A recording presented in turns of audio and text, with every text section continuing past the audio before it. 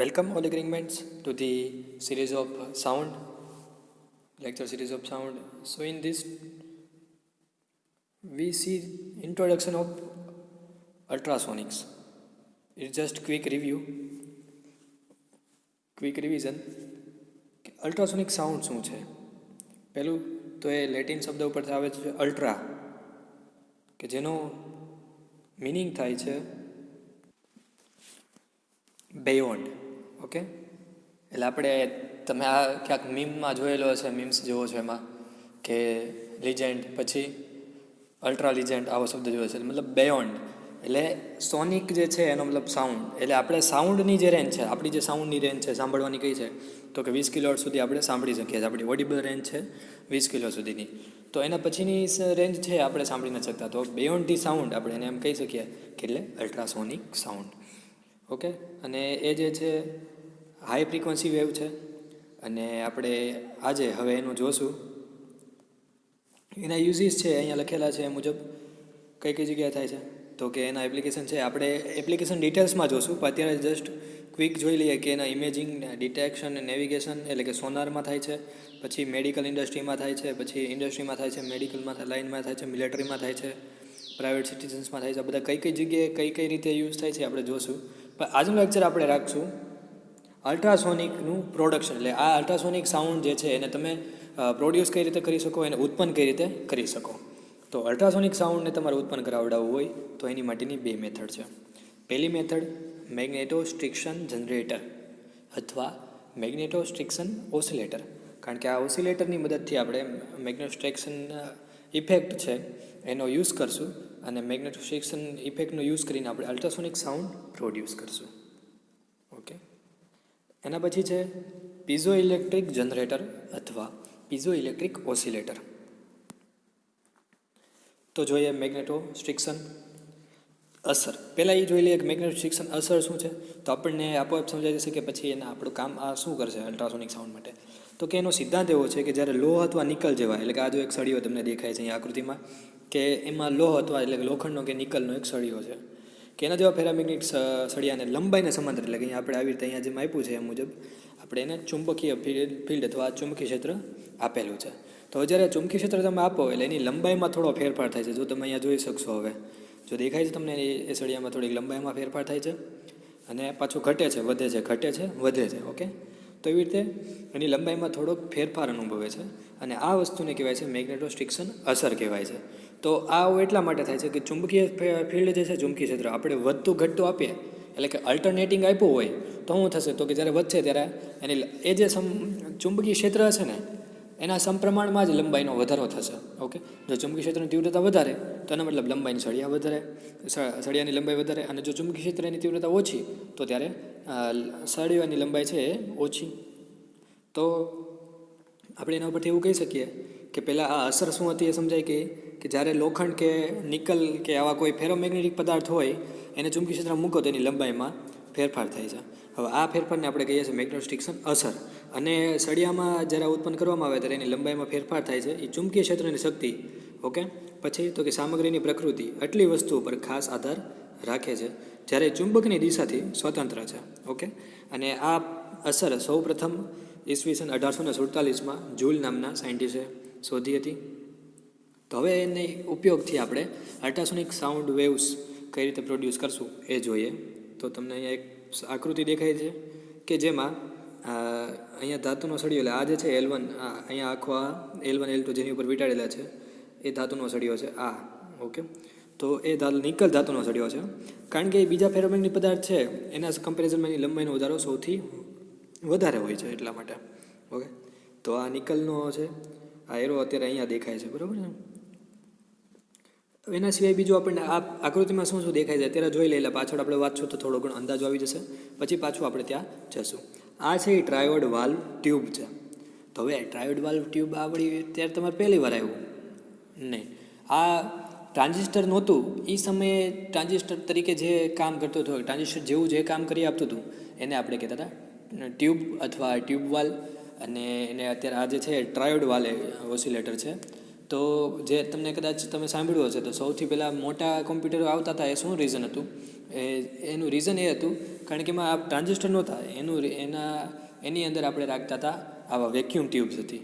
Okay, તો આ triode valve oscillator એના જેવું જ કંઈક છે કે ટ્રાન્ઝિસ્ટર તરીકે કામ કરતું. એટલે આ તમે આને એઝ એ ઓસિલેટર સમજી શકો, એને ટ્રાન્ઝિસ્ટર સમજી શકો. તો આ ટ્રાન્ઝિસ્ટરનું કામ કરીને એ કામ શું કરશે તો કે ઓસિલેશન આપશે. તો હવે આનાથી તમે ઓસિલેશન પ્રોડ્યુસ કરી શકશો. એટલે આ જ સર્કિટને મારે અહીંયા જો આવી રીતે દેખાડ્યું હોય તો હું દર્શાવી શકું છું કે ટ્રાન્ઝિસ્ટર અહીંયા મેં લઈ લીધો છે. કામ તો એનું મૂળ ઓસિલેટ કરવાનું છે, ઓસિલેશન આપવાનું છે, તો અહીંયા ઓસિલેશન આપી દેશે. અને સાથે એમાં જોશે ટેન્ક સર્કિટ. તો તમે અહીંયા જોઈ શકો છો L1 L2 અને Cની ટેન્ક સર્કિટ બને છે. અહીંયા L1 L2 અને Cની બેમાં સરખું જ છે, ટેન્ક સર્કિટ બને છે. આપણે મેઇન એટલું કામ હતું. હવે અહીંયાથી આપણે અને અહીંયા તમે જોઈ શકો છો કે આકૃતિમાં આને ક્લેમ્પ કરેલો છે, આ સળિયાને ક્લેમ્પ કરેલો છે કે ત્યાં સ્થિર ઊભો રહે. તો હવે કઈ રીતે પ્રોડ્યુસ થાય છે જોઈએ, એનું કન્સ્ટ્રક્શન સમજાઈ ગયું. તો હવે કે XY ફેરોમેગ્નેટિક મટીરિયલ જે છે આયન અથવા નિકલના સળિયા છે કે જેમાં સળિયા છે એની મધ્યમમાં ક્લેમ્પ્ડ છે. એટલે તમે અહીંયા જોઈ શકો છો મેં જે બતાવ્યું કે આને ક્લેમ્પ કરેલો છે અહીંયાથી અને આમ આવી રીતે અહીંયા ઉપર બંને બાજુથી અહીંયાથી અને અહીંયાથી આમાં દેખાડ્યું નથી પણ ત્યાં પણ ક્લેમ્પ કરેલો છે. ઓકે, એટલે એ ત્યાં સ્થિર રહી શકે એટલે એવી માટે એની માટે ક્લેમ્પ કરેલો છે, જડિત કરેલો છે તમે એમ પણ કહી શકો. હવે ઇલેક્ટ્રોનિક ઓસિલેટર એટલે કે એસી દ્વારા અલ્ટરનેટિંગ ચુંબકી ક્ષેત્ર પેદા થાય છે. બરાબર, આપણે કીધું કે આમ બંને સર્કિટમાં ટ્રાયોડ વાલ્વ ઓસિલેટર અને ટ્રાન્ઝિસ્ટર આ બંનેનું કામ શું છે તો કે ટ્રાયોડ વાલ્વ ઓસિલેટર તો નામ ઉપરથી ટ્રાયોડ વાલ્વ જે છે એ શું કરશે તો કે ટ્રાયોડ વાલ્વ ઓસિલેટર એ ઓસિલેટર જેવું છે, એટલે કે તમે ઓસિલેટ કરશે અને અહીંયા ટ્રાન્ઝિસ્ટરની મદદથી પણ આપણે એને સર્કિટને ઓસિલેટર તરીકે બનાવી છે. હવે આ ટ્રાયોડ વાલ્વ ઓસિલેટર છે એમાં શું કઈ વસ્તુ છે તમને કીધું. આ વચ્ચે જે ડોટેડ લાઇન છે એને ગ્રીડ કહેવાય છે, નીચે છે એને કેથોડ કહેવાય છે અને આ ઉપરની સાઈડ છે એને આપણે અહીંયા આને એનોડ કહીએ છીએ. ઓકે, તો હવે આપણે ચુંબકી ક્ષેત્ર જે છે એ પેદા કરી નાખ્યું. એટલે કે જેમ જેમ તમે એસી પ્રવાહનું મૂલ્ય હવે વધારતા જાઓ એમ એમ શું થશે તો કે સંગત તરંગો ઉત્પન્ન થશે અને આવૃત્તિ જે છે એસી પ્રવાહની આવૃત્તિ જેટલી હશે એટલે કે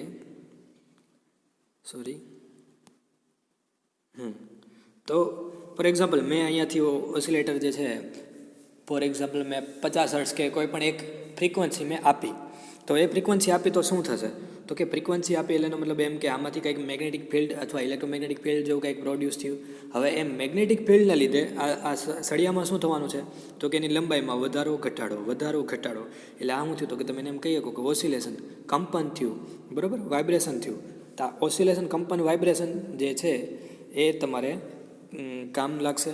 હવે એ કેટલું થશે તો એની ફ્રીક્વન્સી એટલે કે આ એસી સર્કિટ જે છે અહીંયા બંનેમાં એ જે એસી સર્કિટ છે એની આવૃત્તિ જેટલી અથવા એની આવૃત્તિ જેટલા જેના કંપન હશે. તો અહીંયા તમે એ જોઈ લીધું એ સંગત તરંગો જે છે એટલા ઉત્પન્ન થશે. હવે ચલ કેપેસિટર સી સાથે સળિયાના જમણા હાથના ભાગ ઉપર કોઇલ L1 વીંટાળેલી છે, જે તમે અહીંયા જોઈ શકો છો. L1 અહીંયા વીંટાળેલ છે અથવા અહીંયા તમે નામ નિર્દેશનમાં કોઈ પણ હોય વાંધો નહીં. ઓકે, એ તમે ગમે એ નામ નિર્દેશ કરી શકો છો. જ્યારે આપણે કોન્સેપ્ટ સમજતા હોય ત્યારે માત્ર કોન્સેપ્ટ સમજો ને એ કોન્સેપ્ટ ઉપર તમારે લખવાનું કે ભાઈ આ અત્યારે સી સાથે જોડેલ છે તો ત્યાં તમે એને કોઈ પણ નામ આપો ચાલે. ઓકે, તો આ કલેક્ટર ટ્યુન્ડ સી જે છે રેઝોનેન્ટ સર્કિટ બનાવે છે, જે આપણે પહેલાં કીધું એક ટેન્ક સર્કિટ બનાવે છે અથવા રેઝોનેન્ટ સર્કિટ બનાવે છે. અને ઇલેક્ટ્રોનિક ઓસિલેટરની આવૃત્તિ જે છે ચલ કેપેસિટર દ્વારા નિયંત્રિત થાય છે. કારણ કે ટેન્ક ઓસિલેટર છે તમને ખ્યાલ છે, ટેન્ક ઓસિલેટર હોય એ શું કરશે તો કે એ તમને ફ્રીક્વન્સી આપશે કે આ ઓસિલેટરની ફ્રીક્વન્સી કેટલી છે તો કે તમે જે કાંઈ બોલે F=1/2 LC કેવી રીતે કંઈ કરતા હતા એ જ રીતે તમારે ફ્રીક્વન્સી ગોતવાની હોય છે. ઓકે, તો એ ફ્રીક્વન્સી છે તો એમાં સી ડિપેન્ડન્ટ છે, એટલે તમે સી અહીંયા વેરિયેબલ રાખ્યો છે. આપણે જો ઇન્ડક્ટર L છે એટલે આમાં તમે કોઇલના આટા વધારે ઘટાડી નહીં શકો, એટલે Lની વેલ્યુ તમારે જો વેરી કરવી હોય તો તમને અઘરી પડશે. એટલા માટે અહીંયા શું કર્યું તો આપણે સીને જ વેરિયેબલ રાખ્યું કે જેમ હું સી ચેન્જ કરું એમ શું થશે તો કે આવૃત્તિમાં ચેન્જીસ આવશે, ફ્રીક્વન્સી ચેન્જ થશે. હવે સળિયાના ડાબા હાથના ભાગ ઉપર કોઇલ L2 બેઝ સર્કિટ સાથે જોડાયેલા છે કે જે ફીડબેકનું કામ કરે છે. એટલે આ બધી વસ્તુ આપણે ફીડબેક ક્યાં જોવે એ બધું આપણે જોઈ ગયા હતા કે ઓસિલેટરને ફીડબેકની જરૂર પડશે, તો આ બધું આપણને ખ્યાલ છે. હવે જોઈએ એનું વર્કિંગ. તો કે જ્યારે હાઈ ટેન્શન એટલે કે આપણી બેટરી છે એને ચાલુ કરીએ ત્યારે ઓસિલેટર આ સર્કિટ મેં કીધું એ મુજબ કે F=1/2 L1C આટલી આવૃત્તિ ઉત્પન્ન કરશે. અને કોઇલ L1માં જે વહેતો અલ્ટરનેટિંગ પ્રવાહ છે સળિયાની લંબાઈ સાથે વૈકલ્પિક, એનો મતલબ કે અલ્ટરનેટિંગ ચુંબકી ક્ષેત્ર ઉત્પન્ન કરશે. ઓકે, હવે અલ્ટરનેટિંગ ચુંબકી ક્ષેત્ર ઉત્પન્ન કરશે તો એના લીધે શું થશે તો કે સળિયાની લંબાઈમાં વધારો ઘટાડો થશે અને એને કારણે મેગ્નેટાઇઝેશન અસરને કારણે સળિયા હવે વાઇબ્રેટ થવાનું ચાલુ કરશે. તો આ આટલો તો એનો કોન્સેપ્ટ હતો. હવે આગળ જોઈએ કે હવે તમે જેમ એસી આવૃત્તિ બદલી તો આપણે એ બદલશું, પણ કેટલી બદલશું, ક્યાં સુધી બદલશું? તો મેં સી ચેન્જ કરી બાય એડજસ્ટિંગ સી, એટલે કે મેં સીની વેલ્યુ એટલી ચેન્જ કરી કે આવૃત્તિ વધી, પણ મારે એની આવૃત્તિ કેટલી કરવાની છે? તો હવે આવે છે કે એની આવૃત્તિ રેઝોનન્સ થાય, એટલે કે સળિયાની જે પ્રાકૃતિક આવૃત્તિ છે એની સાથે રેઝોનન્સ થાય આપણે એટલું કરવાની છે. તો હવે એની માટેનું એક ફોર્મ્યુલા છે કે n=1/2L√y/ρ. તો આ આવૃત્તિનું સૂત્ર છે પ્રાકૃતિક આવૃત્તિ, સળિયાની પ્રાકૃતિક આવૃત્તિ આપણે આ રીતે ગોતી શકશું. તો સળિયામાં પહેલાં એ જોઈએ કે લેન્થ ઓફ રોડ, એટલે અહીંયા તમારે જે લંબાઈ હોય સળિયાની લંબાઈ મૂકી દઈશું. એ સળિયો જે મટીરિયલ આપણે ખબર પહેલાં જ કીધું હતું કે ફેરોમેગ્નેટિક મટીરિયલ જે છે એને તમે ચુંબકી ક્ષેત્ર ઉત્પન્ન આપો લંબાઈમાં વધારો ઘટાડો થાય, પણ એ કોની ઉપર ડિપેન્ડેડ? તો કે દ્રવ્યની ઉપર, એટલે કે કઈ ધાતુનો બનેલો છે. એટલે એને બધા આપણે ફેક્ટર્સ ઉપયોગ અથવા ફેક્ટર્સ જે છે એને ધ્યાનમાં લેવા પડે. તો આ જે છે એટલે લીધો કે young modulus of the road material, એટલે કે આ મટીરિયલનો યંગ મોડ્યુલસ, ઓકે, અને લંબાઈને વધારાની વાત થાય છે એટલે યંગ મોડ્યુલસ તો આવવાનો જ છે. અને રો એટલે કે density of the road material, એટલે એ કઈ ધાતુનું બનેલું છે એ ધાતુની ઘનતા. 5 સેમીનો લાંબો નિકલનો સળિયો હોય, ઓકે, અહીંયા નિકલ આવશે, ભૂલમાં લખાઈ ગયું છે. તો એની મદદથી 50,000 હર્ટ્ઝ આવૃત્તિના અલ્ટ્રાસોનિક તરંગો ઉત્પન્ન થઈ શકે અથવા ઉત્પન્ન કરી શકાય. ઓકે, તો હવે એના જોઈએ એડવાન્ટેજીસ. કે આ જે ડિઝાઇન છે તમે જોઈ કેટલી એકદમ ઇઝી હતી, સિમ્પલ ડિઝાઇન હતી, એક ટેન્ક સર્કિટ, અને એની માટે ટેન્ક સર્કિટ છે ઓસિલેટર એક જોવે, એટલે કે ટ્રાન્ઝિસ્ટર અથવા ટ્રાયોડ વાલ્વ ઓસિલેટર. તો વેરી સિમ્પલ સર્કિટ છે and its production cost is low. પછી અનુનાદ વક્ર તીક્ષ્ણ છે કે જેને લીધે શુદ્ધ અલ્ટ્રાસોનિક તરંગો ઉત્પન્ન કરી શકાય છે. અને બીજું ડિટેક્શન માટે પણ આનો ઉપયોગ કરી શકીએ છીએ. તો આ ત્રણેના એડવાન્ટેજીસ હતા. Next disadvantages. પહેલું, it has low upper frequency limit and can not generate electronics above the 16 hertz. 60 kilohertz છે એના કરતાં એ વધારે ફ્રીક્વન્સી જનરેટ જ નહીં કરી શકે. તો હવે જો કદાચ તમારે એમ કહીએ કે આપણે જનરેટ કરવી છે તો એ શું કામ ન જનરેટ કરીએ કે અને એ જનરેટ કરવી હોય તો શું કરવું પડે? તો કે એનાથી વધારે આવૃત્તિવાળા જનરેટ કરવા હોય તો ખૂબ જ નાના સળિયાની જરૂર પડે. તો આપણે જોયું આને ક્લેમ કરીએ પછી એની માટે સી ને આખી જે સર્કિટ બનાવીએ તો એ બહુ અઘરું પડી જાય ખૂબ નાના સળિયા માટે. એટલે એ ફ્રીક્વન્સી એટલે કે 60 કિલોહર્ટ્ઝ કરતાં વધારેની ફ્રીક્વન્સી પોસિબલ નથી. સેકન્ડ એનો ડિસએડવાન્ટેજ છે કે સ્થિર વિદ્યુત પ્રવાહ સરળતાથી મેળવી શકાય નહીં. એટલે કે આપણે જે રેઝોનન્ટ કરી નાખ્યું એ રેઝોનન્ટ ફ્રીક્વન્સી એને સ્ટેબલ રાખવું એ થોડુંક અઘરું રહેશે. છે the frequency of oscillation depend on temperature, એટલે ટેમ્પરેચર ઉપર ડિપેન્ડ કરશે. And next one is there will be losses of energy due to hysteresis and eddy current. Okay, કારણ કે ફેરોમેગ્નેટિક મટીરિયલ આપણે લીધેલું છે તો એની પ્રોપર્ટીઝ પણ આપણે વિચારવી પડશે કે એના જે એડવાન્ટેજ ડિસએડવાન્ટેજ એ પણ આપણે કન્સિડર કરવા પડે. તો આ એક એનું જે હિસ્ટેરિસિસ અને એડી કરંટ હતું એ આપણને એનો ડિસએડવાન્ટેજ તરીકે કામ લાગશે અથવા ડિસએડવાન્ટેજ તરીકે આમાં દેખાશે. ઓકે, તો પહેલી મેથડ આપણે જોઈ ગયા. હવે એના પછી બીજી મેથડ કે પીઝો ઇલેક્ટ્રિક જનરેટર અથવા પીઝો ઇલેક્ટ્રિક ઓસિલેટર. તો જેમ ઓલામાં આપણે પહેલાં સમજ્યા કે મેગ્નેટિક ફ્રિક્શન અસર શું છે, તો કે ચુંબકી ક્ષેત્રમાં જ્યારે ફેરોમેગ્નેટિક મટીરિયલના પદાર્થને મૂકો ત્યારે એની લંબાઈમાં વધારો થાય. એવી જ રીતે પીઝો ઇલેક્ટ્રિક અસર શું છે પહેલાં એ જોઈએ. તો હવે અહીંયા તમે જોવો છો કે if mechanical pressure is applied to one pair of opposite faces of a certain crystal like quartz. Okay, ક્વાર્ટ્સનું તમે નામ સાંભળેલું હશે. પછી શું કામ છે અત્યારે તમે કદાચ આજે જાણશો કે આ જો અહીંયા તમે મટીરિયલ છે તો આને મેં ઓપોઝિટ, એટલે એક વખત આ સાઈડથી ને બીજી વખત અહીંયા આ સાઈડથી બળ આપ્યું તો શું થશે? તો કે બે ઓપોઝિટથી બળ આપ્યું એટલે બે લંબ રીતે આપ્યું એટલે તમારે એને બળ આપ્યું, દબાણ કર્યું કહેવાય. ઓકે, એટલે જ્યારે તમે આવી રીતે એમાં ચેન્જીસ કરશો તો એમાં ઇલેક્ટ્રિક ચાર્જીસ છે અપિયર થશે. એટલે કે એની અંદર એ મટીરિયલ છે એમાં ઇલેક્ટ્રિક ચાર્જીસ અપિયર થશે અને ઇલેક્ટ્રિક ચાર્જીસને લીધે એમાં ઇલેક્ટ્રિસિટી એટલે પ્રોડ્યુસ થશે. અહીંયા તમે જુઓ હવે નીચેની આપણે ફિગર જુઓ, અહીંયા જો મિકેનિકલ પ્રેશર અપ્લાય થશે તો વોલ્ટેજ બતાશે. જોયું? જ્યારે જ્યારે આ મિકેનિકલ પ્રેશર આવશે ત્યારે વોલ્ટેજ બતાવશે, બાકી પછી પાછું કાંઈ નહીં હોય. તો આ એક એવું મટીરિયલ છે કે જેને તમે મિકેનિકલ પ્રેશર આપો એટલે કે જેમ કે તમે એને અવાજ કરો આમ અથવા એને પ્રેશર આપો તો શું થશે? તો કે એમાં એ વોલ્ટેજ અથવા એ કંઈક ઉત્પન્ન થશે. એવી જ રીતે તમે આનો એક સિમ્પલ ઉપયોગ કઈ જગ્યાએ કરો છો ડે ટુ ડે લાઈફમાં, એક મેં અહીંયા લેવાની ટ્રાય કરી છે કે પીઝો ઇલેક્ટ્રિક એલિમેન્ટ અહીંયા હોય છે. આવી રીતે તમે જે લાઇટર યુઝ કરો છો એમાં, અને એ સર્કિટને તમે જેમ પ્રેશર આપો, ઓકે, તો એ પ્રેશરને લીધે આમાં અહીંયાથી આવી રીતે સર્કિટ પૂરી કરે છે. હવે ઇન્વર્સ પીઝો ઇલેક્ટ્રિક અસર, એટલે આમાં પીઝો ઇલેક્ટ્રિક અસરમાં શું હતું તો કે એમાં જોઈએ તમને હવે એમનો અંદાજો આવી જશે કે તમે આમાં દબાણ આપતા હતા, એમાં પ્રેશર આપતા હતા, એટલે શું થતું હતું તો કે મિકેનિકલ પ્રેશરને લીધે વોલ્ટેજ ઉત્પન્ન થતા હતા. તો હવે કદાચ એ ક્વાર્ટઝ મટીરિયલ છે એને હું વોલ્ટેજ આપું અથવા કે એને પ્રવાહ આપું તો શું એમાં દબાણ ઉત્પન્ન થાય, એટલે કે કાંઈ ચેન્જીસ થાય? તો હા, હવે અહીંયા જોઈએ તો કન્વર્સ એટલે કે એનું ઊંધું, રિવર્સ અથવા ઇન્વર્સ પીઝો ઇલેક્ટ્રિક ઇફેક્ટ. તો ઇન્વર્સ પીઝો ઇલેક્ટ્રિક ઇફેક્ટ છે ઇઝ ઓલ્સો ટ્રુ, એટલે એ પણ થઈ શકે છે. તો કે if electric field is applied to one pair of faces, the corresponding changes in the dimension of the other pair of faces of the crystal are reproduce. Okay, એટલે હવે તમે અહીંયા જુઓ કે અહીંયા તમે જોશો સર્કિટ પૂરી થઈ, તો જ્યારે સર્કિટ પૂરી થશે તો આમાં જો કંઈક ચેન્જીસ આવે છે, મિકેનિકલ ચેન્જીસ આવે છે, વાઇબ્રેશન થાય છે, વાઇબ્રેશન પ્લેટ.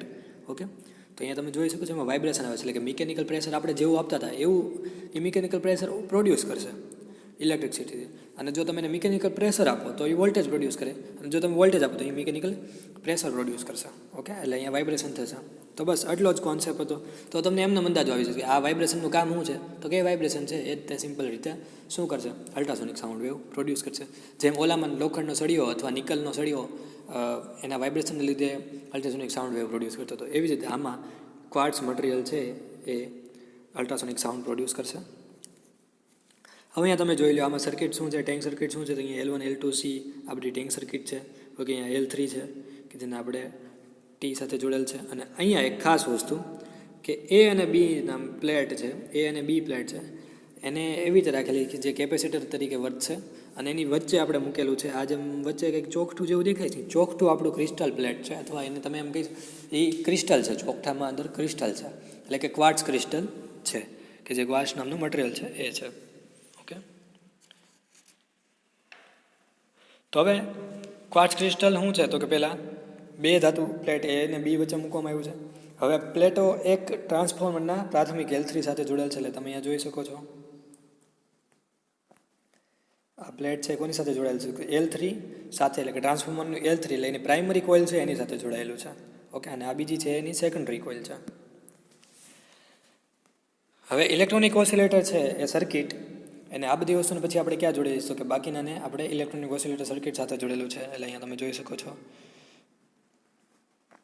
આ બંનેને આપણે ક્યાં જોડ્યું તો કે ઇલેક્ટ્રોનિક ઓસિલેટર સર્કિટ છે. ટ્રાન્ઝિસ્ટર યુઝ કર્યો એટલે ઓસિલેટર સર્કિટ થઈ ગઈ. હવે આમાં પણ સેમ તમારે જો આ ટ્રાન્ઝિસ્ટર છે એ ન લેવું હોય તો તમારે એને ત્યાં પણ ટ્રાયડ વાલ્વ ઓસિલેટર લઈ શકો છો. અને ટ્રાયડ વાલ્વ ઓસિલેટરથી જ તમને તમારી બુકમાં જે સર્કિટ હશે એવી જ હશે, ટ્રાયડ વાલ્વ ઓસિલેટરની સર્કિટ હશે કે જેમાં સેમ વસ્તુ હતી, ગ્રીડ એનોડ અને કેથોડ પ્લેટ હતી. અને આ પ્રયોગ છે એ 1917માં લાન્જેવિન નામના સાયન્ટિસ્ટે કર્યો હતો, અને એણે પીઝો ઇલેક્ટ્રિક અસર જે છે સ્ફટિક એની મદદથી અલ્ટ્રાસોનિક સાઉન્ડ પ્રોડ્યુસ કર્યા હતા. તો ઓસિલેટર સર્કિટ કોઇલ L1 ને L2 એક ટ્રાન્સફોર્મર ટીના, એટલે અહીંયા ટીના એટલે ટી જે છે એના ગૌણમાંથી લેવામાં આવે છે. તો અહીંયા તમે જોઈ લો આ ગૌણ સર્કિટ, ગૌણ થઈ ગઈ ને, બરાબર ને, આને મુખ્ય કહેવાય, મુખ્ય કોઇલ, ને આ ગૌણ કોઇલ, તો ગૌણ કોઇલમાંથી લીધું. તો ઓસિલેટર સર્કિટને આપણે ત્યાં દઈ દીધું L1 L2 ને. હવે કલેક્ટર કોઇલ L2 મૂળ રૂપે બેઝ કોઇલ છે અને L1 સાથે જોડવામાં આવેલી છે. ઓકે, અને મેઇન વસ્તુ ખાસ આ વસ્તુ કે વેરિયેબલ કેપેસિટર C, આમ તો 1 નામ આપેલું છે, એ ઓસિલેટર જે છે એની ટેન્ક સર્કિટ બનાવે છે, ટાંકી સર્કિટ બનાવે છે, બરાબર. તો ટેન્ક સર્કિટ શું હતું આપણે પહેલાં જોઈ લીધું. ટેન્ક સર્કિટ ક્યારે હોય તો કે જ્યારે ઇન્ડક્ટરને કેપેસિટર બનીને બને, પણ અહીંયા આપણે કોનું ઇન્ડક્ટરને એ લીધું હતું કે L1 ને Cનું. હવે એની કાર્ય પદ્ધતિ જોઈએ. જ્યારે HT બેટરી સ્વિચ થઈ છે, એટલે કે જ્યારે ચાલુ થાય છે ત્યારે ઓસિલેટર ઉચ્ચ અથવા હાઈ ફ્રિકવન્સી અલ્ટરનેટિંગ વોલ્ટેજ ઉત્પન્ન કરે છે, અને ટ્રાન્સફોર્મરની ક્રિયાને લીધે, એટલે હવે આપણે ટ્રાન્સફોર્મર છે એ કામ લાગશે. પહેલાં આપણે શું કર્યું હતું કે એક સ્વિચ ચાલુ કરી નાખી ઓસિલેટર, બરાબર. હવે એ શું કરશે તો કે high frequency alternating voltage produce કરશે. હવે ટ્રાન્સફોર્મર છે કોઇલ L3 ઓસિલેટર EMF પ્રેરિત થશે. ઓકે, અને એ બી પ્લેટો પર હાઈ ફ્રિકવન્સી અલ્ટરનેટિંગ વોલ્ટેજ આપવામાં આવશે. અને હવે ઇન્વર્સ પીઝો, એક મિનિટ, હા અહીંયા જોઈ લો. હવે અહીંયાથી ઓસિલેટર એટલે ઓસિલેશન આવશે, એ ઓસિલેશન તમને અહીંયા L3માં આપશે. હવે એ L3ના ઓસિલેશન છે, મતલબ ઓસિલેટર જે છે ઓસિલેશન ફ્રિકવન્સીવાળા ઓસિલેશન કહું છું ત્યારે, કે જેમાં કંઈક વોલ્ટેજ હશે. તો એ વોલ્ટેજવાળા ફ્રિકવન્સીવાળા ઓસિલેશન અહીંયા અત્યારે એ ને બીને આપશે. એટલે હવે આપણને ખબર છે કે જ્યારે આપણે ક્રિસ્ટલ પ્લેટને એ ને બીને આપણે વોલ્ટેજ આપીએ તો શું થાય, તો કે એમાં ઓસિલેશન વાઇબ્રેશન પ્રોડ્યુસ થાય. તો અહીંયા જોઈ લે કે આપણે શું કર્યું હતું, ટ્રાન્સફોર્મરને લીધે આપણે હાઈ ફ્રિકવન્સી અલ્ટરનેટિવ વોલ્ટેજ આપ્યા અને એને લીધે ઈએમએફ પ્રોડ્યુસ થયો. એ જે અલ્ટરનેટિવ વોલ્ટેજનો ઈએમએફ છે એના કારણે ઇન્વર્સ પીઝો ઇલેક્ટ્રિક અસરને કારણે સ્ફટિક સંકોચિત થાય છે અને આવર્તનીય રીતે વિસ્તૃત થાય છે. એટલે કે એમાં મિકેનિકલ પ્રેશર આવે, એટલે કે એની સાઇઝ વધે ઘટે એના જેવું કંઈક થાય છે, જે આપણે આગળ જોયું એની મુજબ. અને એ જે છે સ્પંદનો એ સુયોજિત હોય છે. ઓકે, કારણ કે વોલ્ટેજ જે આપણે અલ્ટરનેટિંગ એ નક્કી છે. હવે કંપનની આવૃત્તિ આપણે આ ફોર્મ્યુલાથી આપી શકશું P/2L અને √Y/ρ, કે જ્યાં P બરાબર 1 2 3 4 એવી રીતના ફંડામેન્ટલ ફર્સ્ટ ઓવરટ્યુન છે, સેકન્ડ ઓવરટ્યુન છે, એવી રીતે છે. અને Y યંગ મોડ્યુલસ છે, તમને ખ્યાલ છે ક્રિસ્ટલનો. અને P/ρ છે એ ડેન્સિટી છે ક્રિસ્ટલની, એટલે જે તમે ક્વાર્ટ્સ ક્રિસ્ટલ લીધો હોય તો ક્વાર્ટ્સ, બાકી જે કોઈ લીધો હોય એ. હવે એસી આવૃત્તિને બદલીને, એટલે કે બાય એડજસ્ટિંગ સી, આપણે શું કરી શકીએ, તો કે ક્વાર્ટ્સ સ્ફટિકની આ પ્રાકૃતિક આવૃત્તિ. એટલે હવે તમને એમ કહું કે આપણે એસી આવૃત્તિ છે એને બદલી શકશું. કઈ રીતે, કે સી જે છે આપણો વેરિયેબલ છે. હું જેમ સી ચેન્જ કરીશ એમ ફ્રિકવન્સી ચેન્જ થશે. પણ એ સીની મારે ફ્રિકવન્સી કેટલી ચેન્જ કરવાની, તો કે ઓલામાં આપણે શું કર્યું હતું, તો કે જે સળીઓ હતો નિકલના, એની પ્રાકૃતિક આવૃત્તિ જેટલી કરી હતી. તો સેમ વસ્તુ આમાં કરશું કે આમાં ક્વાર્ટ્સ સ્ફટિકની પ્રાકૃતિક આવૃત્તિ જે છે એટલે જેટલી થાય. તો હવે બંને આવૃત્તિ જ્યારે સમાન થાય ત્યારે શું થયું કહેવાય, તો કે રેઝોનન્સ થયું કહેવાય. એટલે આપણે પહેલાંમાં પણ રેઝોનન્સ કર્યું હતું, આમાં પણ રેઝોનન્સ કર્યું છે. હવે કંપન થતા ક્રિસ્ટલ છે એ મોટા કંપન વિસ્તારના અલ્ટ્રાસોનિક તરંગો પ્રોડ્યુસ કરશે. તો આ રીતે કંઈક અલ્ટ્રાસોનિક સાઉન્ડ પ્રોડ્યુસ કરે છે.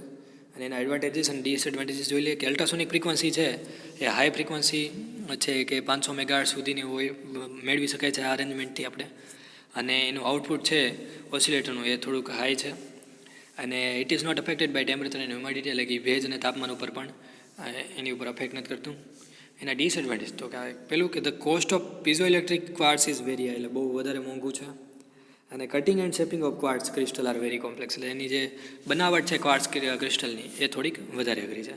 તો હવે આજે જે લેક્ચરમાં જોયું એનું ક્વિક રિવિઝન, મતલબ બે જ વસ્તુ છે, ખાસ એક જોઈ લઈએ. હા, એક આ ફિગર ઉપરથી એકવાર જોઈ લઈએ કે શું કરશે. અહીંયા આપણે ઓસિલેશન પ્રોડ્યુસ કરશે. આ ટેન્ક સર્કિટ છે L1 C1, કે જેમાં હું સીની વેલ્યુ ચેન્જ કરીશ એમ ફ્રિકવન્સી ચેન્જ થશે. એ ફ્રિકવન્સી જેમ ચેન્જ થાય એમ એની ઓસિલેશન ચેન્જ થશે. ને એ અહીંયા L3 થ્રુ એ અને બીને મળશે. એટલે આના જે છે વોલ્ટેજ એવી રીતે અલ્ટરનેટ થશે. અને આપણે અલ્ટરનેટની વોલ્ટેજની ફ્રિકવન્સી છે હવે કેવી કરશું, તો કે જ્યારે ક્વાર્ટ્સ ક્રિસ્ટલની પ્રાકૃતિક આવૃત્તિ જે છે, એટલે દરેક મટીરિયલ છે એની પોતાની એક પ્રાકૃતિક આવૃત્તિ હોય છે, નેચરલ ફ્રિકવન્સી જેને કહેવાય છે, એના જેટલી કરશું. એટલે બંને જ્યારે મેચ થઈ જશે ત્યારે એમાં રેઝોનન્સ થશે.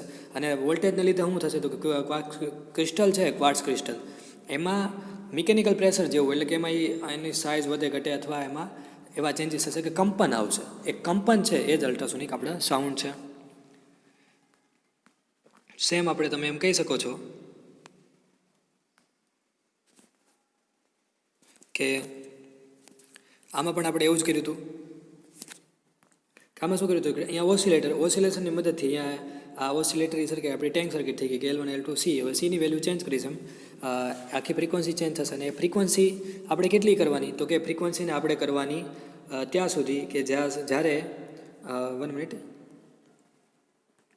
જ્યારે એ ફ્રિકવન્સી છે અહીંયા Lની એ ફ્રિકવન્સી આ સળિયો તમને જે દેખાય છે નિકલનો સળિયો છે, એ નિકલના સળિયાની પ્રાકૃતિક આવૃત્તિને સમાન થાય. એટલે કે ત્યાં પણ એનો રેઝોનન્સ થાય. એટલે એ રેઝોનન્સ સમયે જે કંપન હશે, આ કંપન એ મહત્તમ હશે.